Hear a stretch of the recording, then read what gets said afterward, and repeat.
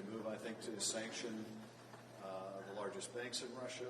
We have to cut off Russia from the international financing system and its ability to access Western capital. We need to attack its ability to gather sophisticated technology for its weapons systems. We have to go after more of its oligarchs. And we need to continue to strengthen our NATO defenses in the region and protect our NATO allies. This is a terrible tragedy for the people of Ukraine. I think it's the result of a Kremlin dictator terrified of the development of democracies on his border, showing the Russian people that they can enjoy a better quality of life than under the despotism of Vladimir Putin. This attack on Ukrainian democracy, I think, is a threat to democracies everywhere. And the international community is united, it must stay united in the most severe sanction regime against Russia that the Allies have ever put together. With that, I'm happy to respond to a few questions. Chairman, Putin has made it very clear that he will use Russia's energy dominance as a political weapon. Is it time for us to abandon climate-focused energy policies like a drill ban on federal lands, like killing pipelines, and instead increase U.S. oil and gas production in full force? I don't think the response to Putin making war on Ukraine ought to be the dismantling of our protections against climate change. I do think what it ought to prompt is a wholesale effort to wean Europe off of Russian oil and gas so that Russia can no longer use that as leverage against Europe. And I think it ought to spell at a minimum the final death of Nord Stream 2. So I think that ought to be our response to Russia's use of oil and gas as a geopolitical weapon. Chairman Schiff, there's been some reporting already this morning that Putin may have bitten off a little more than he could chew, that the Ukrainian armed forces are maybe doing better than expected. What have you learned? What's the ascertainment of what's going on the battlefield right now? I was just going over some of the reports about this. I think it's still unclear, hard for us to evaluate the success or the difficulty that Ukrainian armed forces are running into. But it's a terrible mismatch.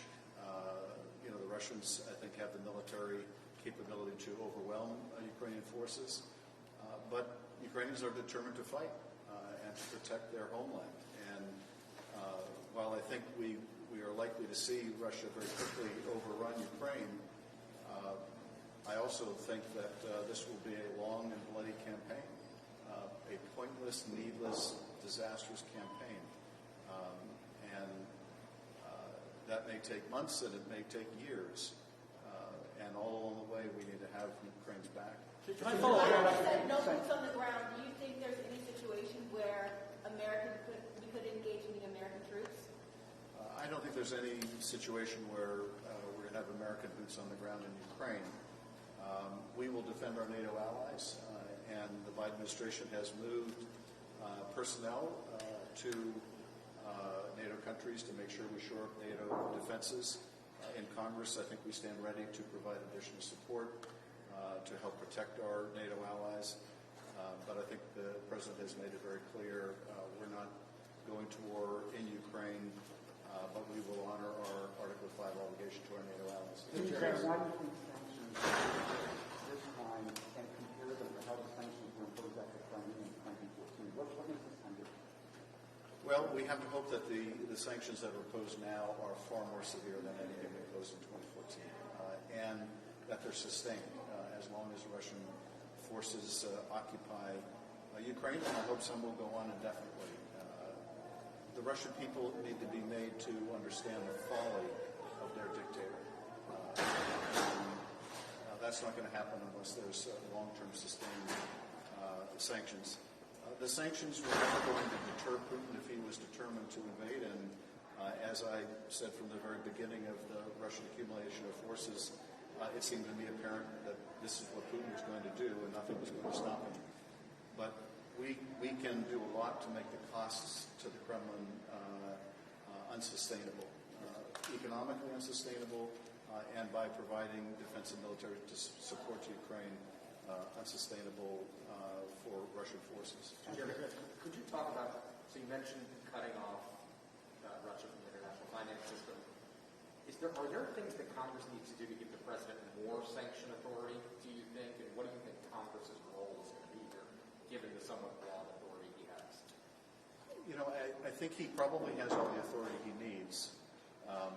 But I can say this, I think, with confidence on a bipartisan basis. If there's any authority he doesn't have that he does need to increase sanctions on Russia, he'll get it from Congress.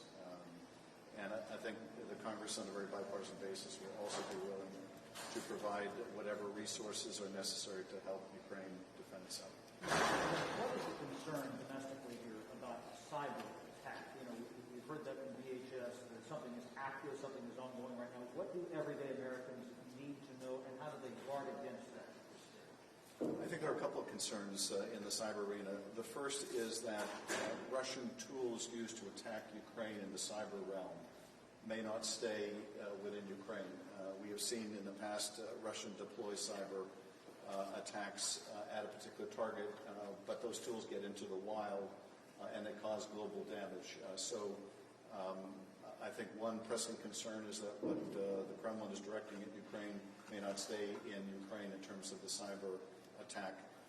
The other possibility is that Putin lashes out at the United States and NATO, and that in this kind of hybrid warfare, it deploys cyber tools to attack American companies or American infrastructure. We have to hope and pray that doesn't happen, but in warfare there is always the risk of escalation. In terms of what the American people can do, I think the Biden administration has properly, and even prior to this time, made American companies aware that they need to follow best practices, they need to secure their cyber defenses to reduce their vulnerability to either any intended or unintended consequences of Russian cyber actions. Have we seen any evidence of any of that so far since this invasion began? I haven't seen evidence myself that of Russian cyber action directed at the United States over Ukraine, but it's very early in the conflict. You spoke of funding for Ukraine and the allies in the region. There's talk of adding this into the supplemental, the omnibus that needs to be passed on March 11th. Does something need to be done sooner than that, separate from the Omni, to get funding out the door to where it's needed, or? We will work hand in hand with the administration. If they need something sooner, we'll deliver something sooner. But I'm very confident that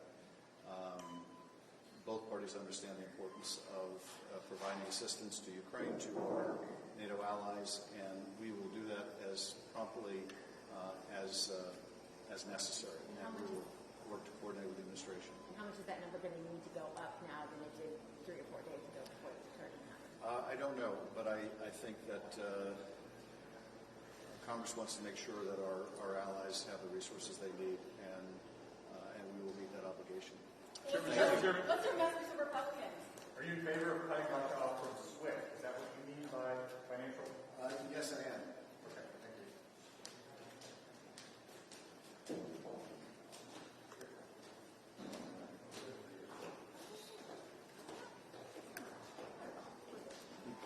He was already in there.